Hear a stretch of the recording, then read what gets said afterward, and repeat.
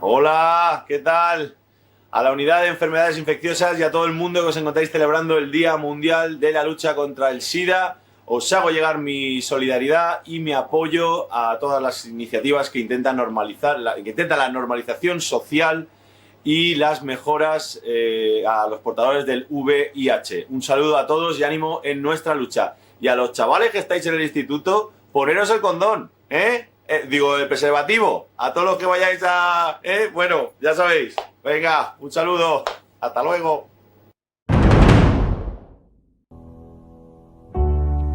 Una nueva enfermedad hace acto de presencia en nuestro país sin que por el momento se conozca con certeza ni su origen, ni la forma de transmisión, ni por supuesto y consiguientemente se tenga un tratamiento adecuado para ella. Esta enfermedad se denomina por el momento síndrome de deficiencia inmunológica adquirida, o más brevemente dicho, AIDS. AIDS. Soy Roy Galán, hijo de la transición, criado por una familia homomaternal en la que una de mis dos madres era seropositiva y falleció debido al virus. Parece ser causada esta enfermedad por un virus no identificado, pero que se manifestó de una manera activa en la costa oeste de Estados Unidos en el año 1980, que se extendió lentamente por todo el país y que terminó alcanzando al continente europeo en el año también 1980. Parece ser que el agente contagioso del SIDA es un virus por ahora desconocido que hace vulnerable a los afectados a enfermedades que en circunstancias normales no serían una amenaza para ellos. Hubo unos meses de una histeria colectiva terrible porque no sabíamos de dónde venía, cómo podía ser, que si las fresas, que si los pájaros de jaula. Bueno, se decía pues que había que hervir las sábanas para evitar el contagio. Los policías, hoy en día en Estados Unidos, exigen estas máscaras y guantes protectores cuando han de ocuparse de las víctimas del SIDA. Los guardianes de las cárceles han solicitado trajes protectores. Las funerarias se han negado a ocuparse de los cuerpos sospechosos de SIDA.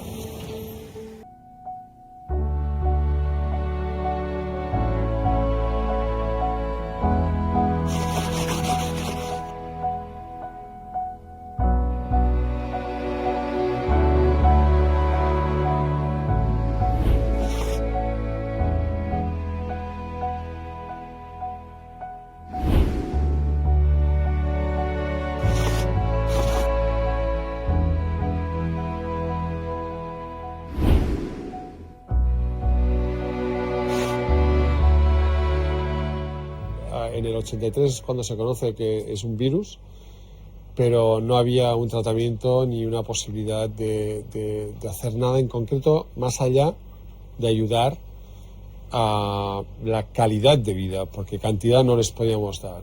Para empezar, no había ni siquiera tratamientos para poder hacer frente a la enfermedad, con lo cual estabas en una situación totalmente vulnerable, a la espera de que apareciera algo en el mercado farmacéutico que pudiera darte una esperanza de vida. Tuve mucha suerte porque de aquella época el 70% en Cataluña murieron y un 30% hemos sobrevivido hasta hoy. Claro, les está súper estigmatizado el tema del VIH. Hay unidades específicas para VIH-Sida, pero además con el cartelón de VIH-Sida, ¿no? Las sillas iban con las marcas, o sea, todo iba con el sello de VIH, o sea, que directamente te etiquetaban. Hasta el año 85 no se comercializó una prueba diagnóstica para saber qué personas tenían el VIH. Y hasta el año 87 no se comercializó el primer fármaco antirretroviral. De modo que desde el año 81, 82, 83 hasta el año 87 no había nada que ofrecer.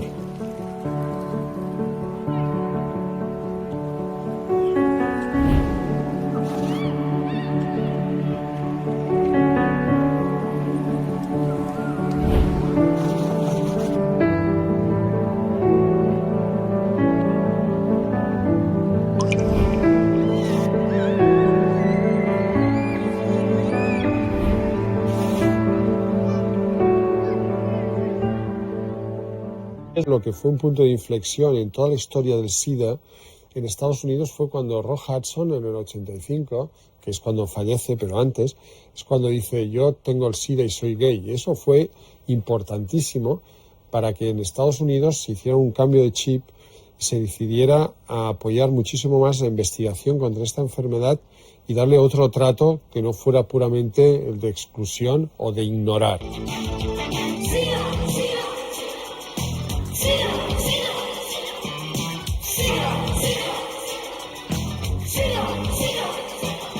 La parte más trágica y terrible fue a principios de los 90, con dar un dato, con decir que en el año 94 morían de promedio entre 3 y 5.000 personas, todos a causa del SIDA, pues nos podemos hacer una idea de la situación.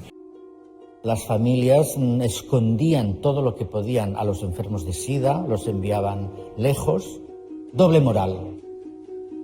En el peor de los momentos, las funerarias no se querían hacer cargo de esos cadáveres. Que Montserrat vive sus primeros días de colegio se debe a la decisión de la mayoría de los padres de los 200 alumnos matriculados en el colegio malagueño Denis Belgrano de no llevar a sus hijos a clase por miedo a que el contacto con la pequeña Montse pudiera acarrear el contagio de la enfermedad. 24 enfermos de SIDA serán tratados de forma experimental en 3 hospitales españoles con un fármaco conocido como AZT. Este fármaco está siendo ya utilizado en otros países como los Estados Unidos y en Gran Bretaña. Pues el AZT, el ácido budina, el DDI, el D4T, pues producían distribución irregular de la grasa corporal y eso pues marcaba el estigma de las personas que estaban infectadas. No te muevas ahora, Andy. Eso es. Nuestro referente, o al menos el mío, era Filadelfia, ¿no? Aquella película terrible con aquellas manchas, con aquel aspecto, aquella ópera. Creo que ahora mismo debería darse un mensaje de que realmente puedes convivir con el virus, debes convivir con el virus y que no pasa nada. Los gobiernos de entonces tenían este tema como algo prioritario. He encontrado esto en el vestuario. ¿De quién es? El SIDA no da, el póntelo, pónselo, que tanto marcó y a toda la sociedad española. Mío. Mío. Mío. Para mí el SIDA no da es una campaña que sigue siendo actual en el 2018.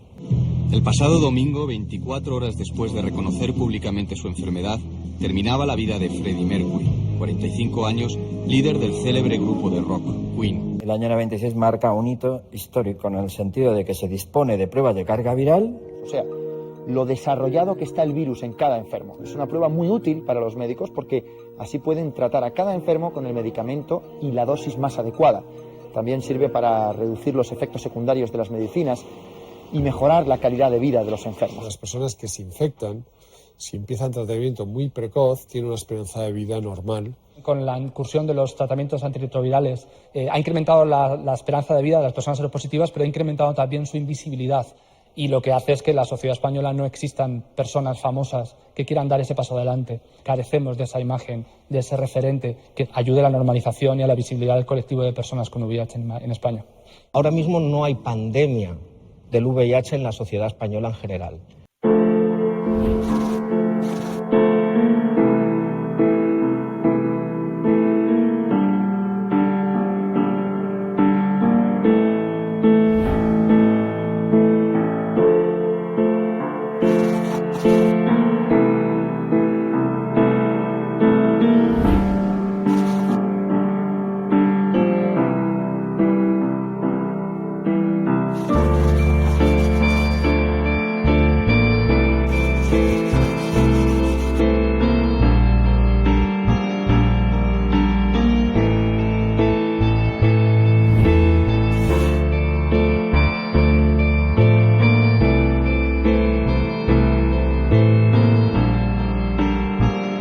Sería necesario es dar una formación muy concreta y específica a los adolescentes sobre enfermedades de transmisión sexual y sobre sexo. Yo creo que tendríamos una sociedad mucho más sana y además mucho más protegida, ¿no? Hemos visto en los últimos años un incremento en el consumo de drogas psicodislépticas, sustancias recreativas para tener sexo desprotegido, sexo duradero durante más días y placentero.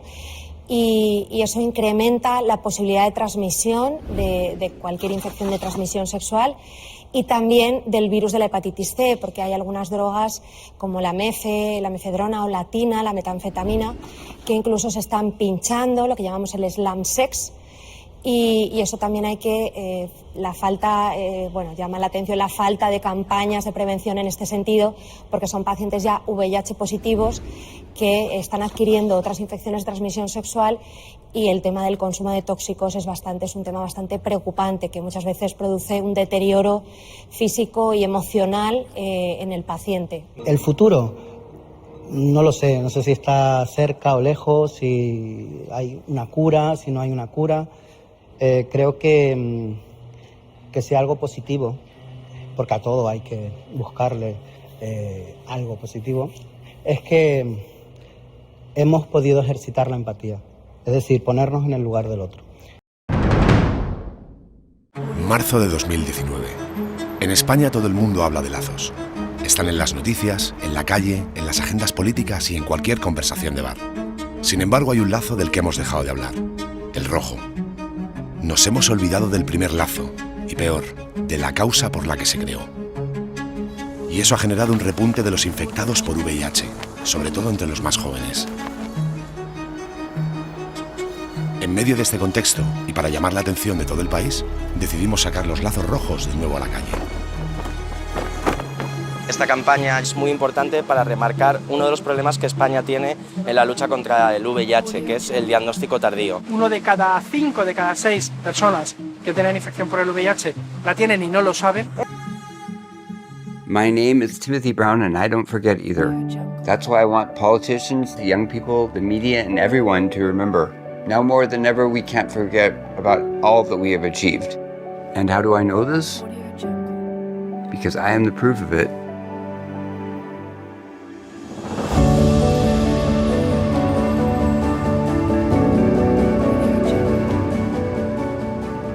Hola, buenos días, soy Verónica Sanz, copresentadora de La Sexta Noche, y este es un mensaje para los trabajadores, los pacientes, los estudiantes que estáis en el Hospital General Universitario de Valencia, en particular, acercándose el Día Mundial del SIDA, a todos aquellos que están luchando contra la enfermedad, desde el punto de vista de los trabajadores, desde el punto de vista de los pacientes y, por supuesto, todos aquellos alumnos que están aprendiendo al máximo cómo trabajar para curar, para alcanzar una cura que llegue a todo el mundo y que sea lo más efectiva posible. Todo mi ánimo, hay que trabajar muchísimo en la prevención, por supuesto, para todos aquellos que no tienen en cuenta las muchísimas formas de contagiarse, hay que seguir insistiendo, explicarlo en los medios de comunicación, y a los que ya han tenido la desgracia de contagiarse, bueno, mucho ánimo, ya sabéis que es una enfermedad crónica que se lucha, se puede, y también todo mi apoyo a los trabajadores. Un beso muy fuerte.